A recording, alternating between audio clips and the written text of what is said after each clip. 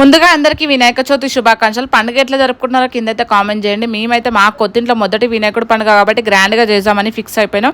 ముందే మా ఇంటికి అయితే బుజ్జి వినాయకుడు అయితే వచ్చేసిండు. కాకపోతే పూజకు సంబంధించిన పూలు పండ్లు స్వీట్లు తీసుకుందామని పొద్దు నుంచి వెయిట్ చేస్తుంటే నాన్ స్టాప్ వర్షం పడుతూనే ఉంది. ఇక ఇట్లయితే అట్లా కాదని సాయంత్రం వరకు వెయిట్ చేసి వర్షం తగ్గిన తర్వాత నేను మా ఆయన కలిసి నాగోలకి అయితే వచ్చినామో లేదో మా ఇంటి నుంచి మొదలు పెడితే నాగోల వరకు పూలు పండ్లు అన్నీ అమ్ముతూనే ఉన్నారు.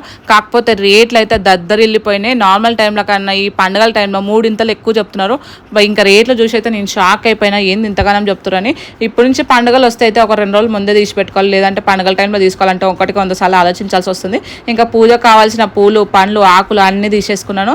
ఇంకా నేనైతే ఇంటి దగ్గర నుంచి ఒక లిస్టే రాసుకుని వచ్చినా, మళ్ళీ ఏదైనా మర్చిపోతున్నామో అని లిస్ట్లో ఉన్నాయి అన్నీ తీసేసుకున్నాను. మళ్ళీ ఒకవేళ మర్చిపోయినాను అనుకోండి అంతే సంగతి, పక్కకు కూడా లేదు, తెచ్చుకోవాలంటే దూరం ఉంది కాబట్టి.